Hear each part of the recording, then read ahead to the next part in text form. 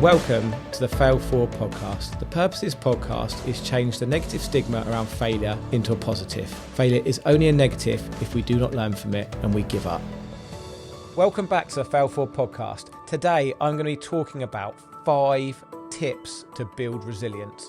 In the last episode we talked about 5 tips of how to get over failure quickly, but I also believe to build your resilience, and if you build your resilience, that will help you get over failure quickly. Now, when I went through losing my business 4 years ago, it's almost 4 years ago, which seems crazy now, because if someone had told me I would be recording this podcast and I'd be doing the things I'm doing this year 4 years ago, I wouldn't have believed you. But one thing I realized from going through that experience, that built my resilience up. Like now, when things happen in my businesses, I've got multiple businesses. When things happen, I don't get as stressed. Before the business went under, if someone broke something or something went wrong, my stress levels would go through the roof. But now I've been through something tragic, something difficult, having to sell my family home, having to go through the troubles with drugs and alcohol, like I've talked about in previous episodes, having to have a look at myself, having to go all through these times meant that my resilience built up a lot. So now when something happens in one of my businesses, it's like, it's water for a duck's back. But I wouldn't ever advise anybody to go and lose a business and go through that time. Like, I feel so fortunate that I had the support network and I had the people around me to help me come out of the other side of that. But it's not something you could subscribe to someone. For me, mentoring my tree surgery business owners mastermind, I'm not going to go and tell them all to lose their business and fail to build resilience up, because that wouldn't be good for anybody. And I wouldn't wish it on anybody to go through that to build up resilience. But one thing I've learned is resilience is like a muscle. The more you work on your resilience, the more you grow your resilience muscle and the more you can cope with things, because ultimately, as you grow, your business grows, your life grows bigger, you're going to need your resilience for when stuff goes wrong. And not only on top of in business is tough, it's hard, it takes a lot of energy, and things happen and you get curveballs on a daily basis. You've got more problems to solve. Once you solve one problem, your reward for that is another problem, which is generally a bigger problem. So you're constantly problem solving. Plus, let's face it, life throws us curveballs all the time, whether it's something to do with health, life, partners, children. Like, there's curveballs left, right and centre. And if we can regulate our mental and emotional state, then we can make decisions better. But I believe this all comes back to resilience on how to build that muscle and keep growing it. So today I've got 5 tips on how you can build resilience. Now, these are my 5 tips.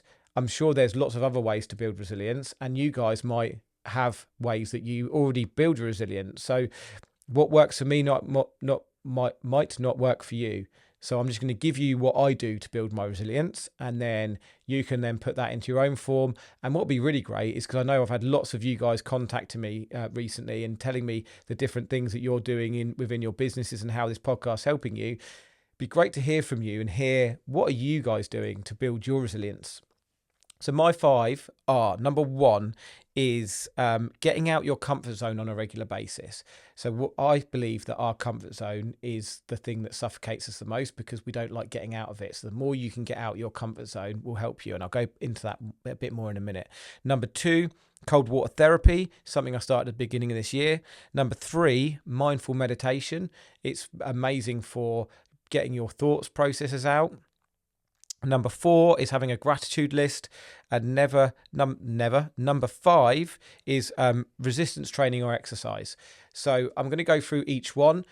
Number 1 is get out your comfort zone on a regular basis. So I believe, as I said earlier, that your comfort zone is actually probably one of the most dangerous places you can be in, because when you're in your comfort zone, you don't necessarily want to step out of it. And I don't believe that being in your comfort zone is where you're going to necessarily meet your genius. And sometimes in the toughest things in life are the things that are out of your comfort zone, but they're the things that are going to get you the results you want to get to. But I believe that if you can look at once a week getting out your comfort zone, doing something that's a bit uncomfortable, that will help build resilience. Because whilst we're in our comfort zone and we're all nice and comfy and we're doing the things that are come easy to us that we've done naturally, that's not building any resilience, because we're doing that naturally and it's easy to us. So trying to find something, whether it be like, if you're fearful of public speaking, going to something like BNI or Poddy and being able to stand up and do your 60-second elevator pitch each week, like we're going to talk about in a minute. If you really like the warmth and you don't want to get into a cold water tub, doing something like cold water therapy can help get out your comfort zone.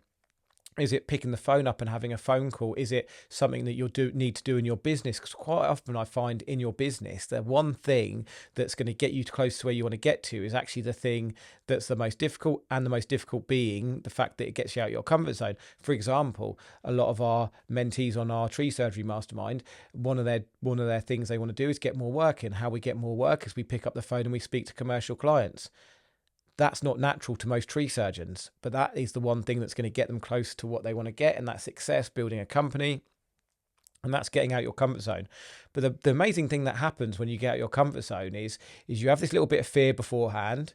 You then do it, and it's never as bad as what you fear it's going to feel like. You do it, and then afterwards you get an endorphin rush, and you're like, that was great. I've just nailed the thing that I was really going to make me feel uncomfortable, but actually it wasn't that bad, and now I'm out of my comfort zone. So you get a massive rush out of it, plus you're building your resilience. And I think that is, for me, the number one thing that you can do to build up your resilience is getting out your comfort zone and keep pushing yourself. And what will happen is your comfort zone will actually get wider and bigger and bigger and bigger and bigger. But then you just keep hopping out of it, finding the next thing that's going to get your comfort zone, the next thing and the next thing and the next thing. For me, like I like speaking in front of people. And a few years ago, if someone had said to me that my ambition now is to speak in front of 10,000 people, I'd have said, you're absolutely joking. But now, like, I've now spoken in front of 100 people, I've spoken to 500 people, and just keep pushing that out and out and out and out, because you're just getting out your comfort zone. And then, now speaking in front of 30 people is really within my comfort zone. So I've got to push that further. So that is the number one tip to help build your resilience. Number two is cold water therapy. So for me, I started this in January. One of my mentees actually suggested it. I started it last year and I couldn't handle it last year in the summer. And I didn't really feel the benefit. I tried it once and was like, no, definitely not. I don't want to be freezing cold. I want to be warm in a shower. But I started at the beginning of this year because I started looking into Wim Hof and all of the health benefits. And for me, as you guys know, I've had issues with drugs and alcohol in the past. And I know that in my life now, I need to give back to my body. If I want to have a long life, I need to give back. So I started looking into the health benefits of cold water therapy. And what I learned is there's some great health benefits, but also there's some great resilience and mental benefits of it. Because not only is it good for your body, what it does is, so for example, I started by doing showers, and I'd start off by 30 seconds, freezing cold shower. And then building it up. And the instant thing, as soon as you get freezing cold water on you, is that you just want to jump out the shower. And what it takes is some mental strength and some resilience to push you on, because our natural experience is to just jump away from that feeling of the shock, the cold water shock. What I now do after 6 weeks of doing the cold showers is I've got an ice bath, and we put ice in it, and I get in it every day. Today I did 10 minutes in it. And instantly, as soon as you get in it, you want to get back out again. But pushing through that feeling of, I need to get out of this, and breathing through it helps build resilience. Yes, there's lots of health benefits in it, and I'm not a health guru, so I'm not going to go into all the health benefits. But if you Google it, you Google Wim Hof, you'll see there's lots of health benefits to it. But I believe also after I do that really sets me up for the day. It sets my mental health up. I've kind of achieved something. I've got out my comfort zone, and I've pushed through a boundary, which helps me then set up my resilience for the day, so I can take on the decisions, the problems, the challenges that comes with running multiple businesses. So if you haven't tried it, a lot of people look at me and go, fuck that, I'm definitely not doing that. My wife, Sarah, she's not on board with it yet. She thinks I'm absolutely mental, most people I talk to. But honestly, if you want to try and get out of your comfort zone, give it a go. Just start off with 30 seconds and build it up from there. Number 3 is mindful meditation. Now, this has been something that's been a bit of a game changer for me, but I still don't do it enough. But I'm my mind is at a million miles per hour all the time. I'm checking things, I'm looking at stuff, I'm getting phone calls. And I probably live my life in quite a high energy mode all the time. And what I love about mindful meditation is that it is 10 minutes without my screen in front of me. It's lied on my bed, listening to a meditation, talking me through breathing, talking me through making me like sense different parts of my body. And it's really a time of reflection. And every time I do it, it's like a reset button, but then it also helps me with my resilience. It helps me be able to make clearer decisions. And I believe that life is a game of decisions. If we strip back habits and how we were brought up, life is a game of decisions. We just keep having to try and make the right ones. And I believe that resilience, and also mixed with and building that up with the mindful meditation and having a clearer thought process, can help us make better decisions to then hopefully get to where we want to get to.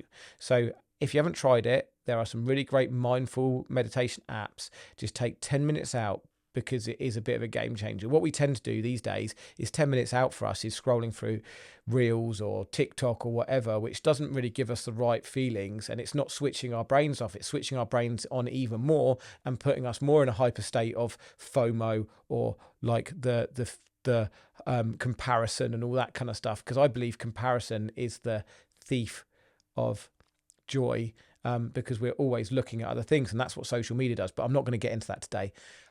But mindful meditation can help give us that just time that we need for our brain to reset and go again. Number 4 is a gratitude list, and it's something I've only just started doing, because quite often we're always put really hard on ourselves. We've not achieved what we want to do today. We've not made that difficult call or got out of our comfort zone this morning. But when I started writing my gratitude list of the things that I'm thankful for rather than the things that I haven't achieved, it completely changes your mindset, and you start looking at life and going, okay, I have achieved. It's what we do with our mentees all the time. We don't ask them to write a gratitude list, but every time we do a 90-day session, I ask them, what have you achieved in the last 90 days? And it's amazing when they look back and go, oh, I've been really hard on myself, but actually I've achieved a lot. And it's the same process with a gratitude list. Whether you do it daily, whether you do it weekly, or whether you do it monthly, it's a really good practice just to say, these are the things that I'm thankful for. These are the things that have gone really well recently. And when you start putting that down on a note on your phone or on paper, you start looking back and going, okay, things are going really well. And that helps with your resilience, because you start realizing the things you're doing, the compound effect of the good habits that you're doing daily, are actually producing good results. And it's a really good way of building that resilience. And number 5 is resistance training and exercise.